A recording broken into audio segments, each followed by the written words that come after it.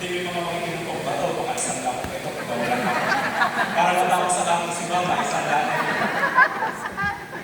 So ito ba, pagka mga listahan ng mahal na dire, paborita sa mahal na dire, ito. Pagka halimbawa ng listahan ng isang martir, na hindi naman sikat at normal celebration lang naman, hindi pwede na yung ganito.